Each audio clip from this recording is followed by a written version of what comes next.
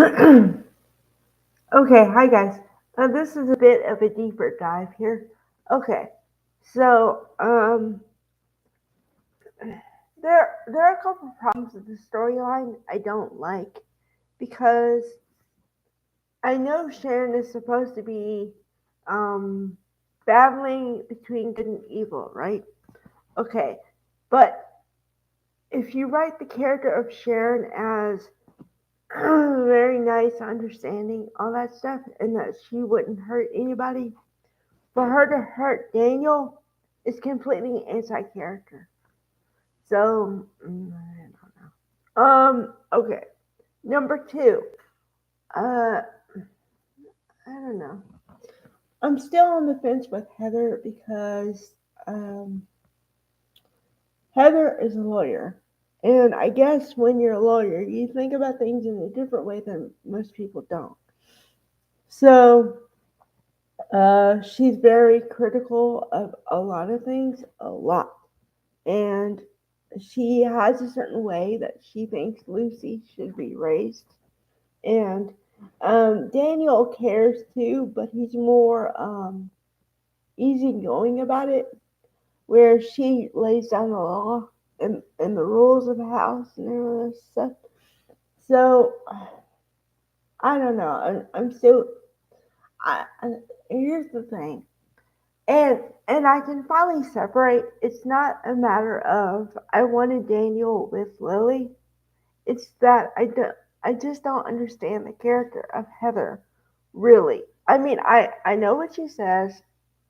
I know what she says her motivations are, but sometimes it doesn't feel like they're in alignment. So I'm kind of confused here. Um, but I don't know. I'm just to the point where with the Sharon storyline, it's great.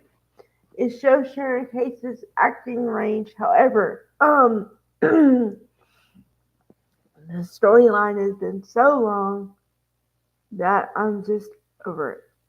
I mean, I want whatever to happen, and then for her to get help or whatever's going to happen on that front. I'm to that point. And I'm to the point where I don't like people to think that she's lost it out of her mind, whatever it is. And if this is all the case, and I know all this is fictional, I know that. All I'm saying is that she's supposed to be knowledgeable about psychology, right? Number one.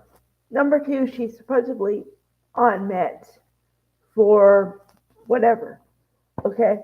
So that either means she's not taking her meds, or the meds aren't working, or whatever, which is kind of a slap in the face of for mental illness and how to treat it. So I don't know what the goal is here. I, I really don't. Usually, um, Y&R is known for socially relevant storylines where you'll have a character who has heart disease. Uh, Breast cancer was a popular one. But the message is for women in the audience and men now to get mammograms to protect themselves. But this one, I don't know what the overarching message is. Unless it's just supposed to be a fun storyline that makes no sense, then all right. Um, I don't know. Okay. As far as the fashion goes, you can tell. Okay, this is what I'm gonna say. You can tell when they care about a character and when they don't. Because when they care about a character, they let them wear different colors. And what I mean is, you can go across any soap and you'll have the one that's always in black or always in white. And I want to scream, there are other colors in the rainbow. You can wear a color. it doesn't have to mean everything. But then again, I have to remember it's a soap opera and everything does mean everything. So the words, okay, what I'm saying is the words that come out of someone's mouth, how they're dressed, how they perceive everything is all relevant to everything else. So it's kind of hard for me sometimes. But I want to say, like, okay, like, I don't mean to pick on the character of Heather, okay? But all I ever see her in is white and khaki. Like, she had on a khaki coat on top of a white shirt. And I swear that's her look. She doesn't wear any other colors at all. I don't know. So, I don't know. And the thing is I know she's supposed to be buttoned up, but it's at work. She's supposed to be at home, and she still wears that. um. Okay. So, oh, the most important thing here. Um. Sharon has. Okay. Now, I told you there are two events that Sharon did. I think during a blackout or something, because she rented the motel room. I talked about that. The other thing she did was she bought something that they put in a bag. And then finally she takes whatever it is out of the bag. Okay? And then they clarify what it is. It's some kind of medicine that is very lethal. Okay? And I'm assuming that it's odorless, tasteless, the whole thing. Right? But then the question is, why would Sharon buy that? What's her motivation? Like, why? Like, what's her goal? And why would she do that? I don't think she's wants to unalive.